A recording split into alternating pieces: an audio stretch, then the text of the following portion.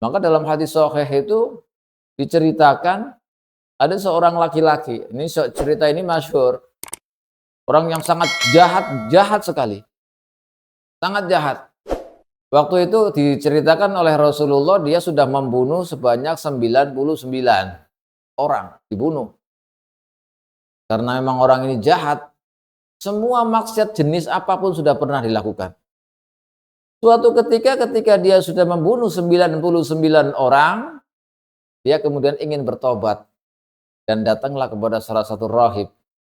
Rahib itu kalau sekarang ya kiai lah, kalau umat dahulu namanya kan rahib. Datang ke kiai,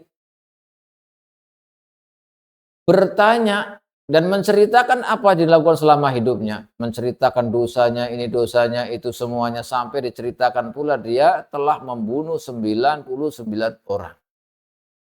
Lalu dia bertanya kepada kiai itu, apakah ada ampunan jika aku minta ampun kepada Allah? Saya mau bertobat kepada Allah, apakah dosaku bisa diampuni?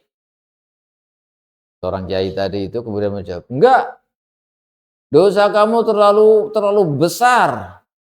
Jenis dosa apapun telah kau lakukan, maka dosa kamu tidak akan diampuni oleh Allah.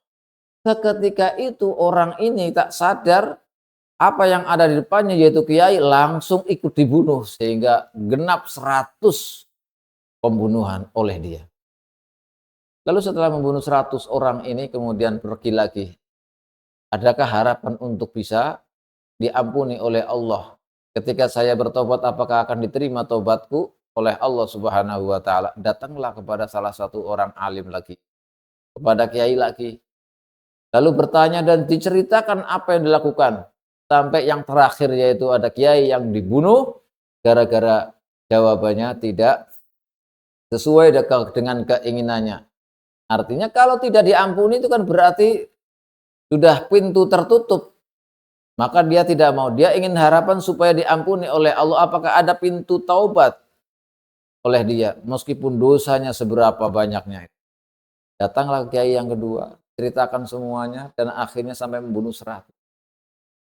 Dari kiai kedua itu kemudian dijawab oleh kiai, dosamu yang kau lakukan jenis apapun dosa sampai membunuh 100 orang dibanding dengan ampunan Allah, dibanding dengan rahmat Allah, tidak ada apa-apanya. Bahkan seorang kiai ini, orang alim ini kemudian menjelaskan, seandainya dosamu itu memenuhi antara bumi dan langit, kalau dibandingkan dengan ampunan Allah tidak ada apa-apanya.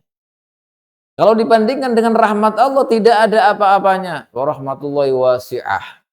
Maka mintalah ampun kepada Allah, bertobatlah dan meminta rahmat ampunan dari Allah Subhanahu wa taala. Akhirnya orang ini bingung, gimana caranya? Bertanyalah kepada kiai tadi. Terus bagaimana caranya saya supaya bisa bertobat sedangkan saya dosanya begini-begini? Ditanya oleh kiainya, kamu tempatnya di mana? Daerah mana kamu?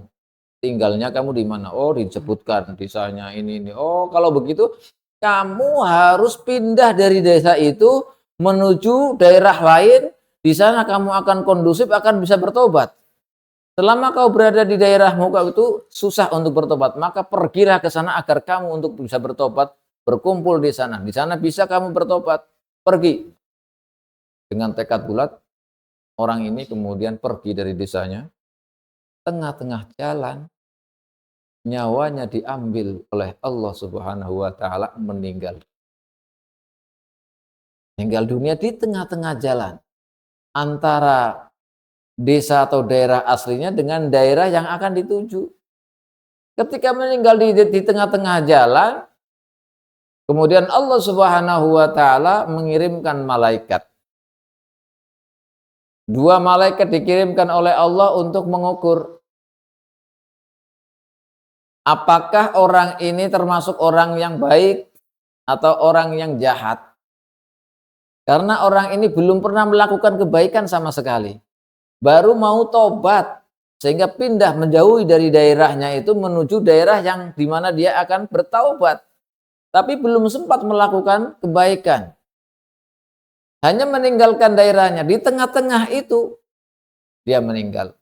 Maka malaikat yang diutus oleh Allah diperintah untuk mengukur mana yang lebih dekat? Ke daerahnya dia atau daerah yang akan dituju? Diukur.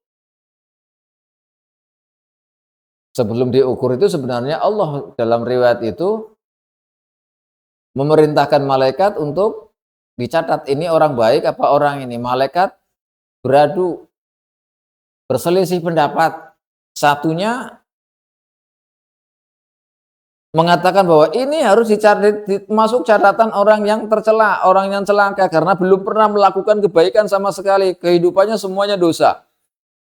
Malaikat satunya mengatakan, enggak, ini orang walaupun belum pernah melakukan kebaikan tetapi dia ingin bertaubat, maka dia termasuk orang yang baik.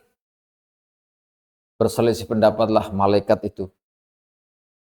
Ketika berselisih pendapat, kemudian Allah memerintahkan kedua malaikat itu untuk mengukur mana yang lebih dekat tempatnya. Apakah dia lebih dekat ke tempat tinggalnya, daerahnya, atau lebih dekat ke tempat yang akan dituju. Akhirnya kedua malaikat itu mengukurnya. Tepat ketika diukur, pas tengah-tengah hanya kepala saja. Kepalanya ini agak dekat ke daerah yang akan dituju. Jadi sedikit sekali. Karena walaupun lebih dekat hanya satu kepala ini jaraknya, maka Allah perintahkan dia termasuk min ahlil hasanat, termasuk orang-orang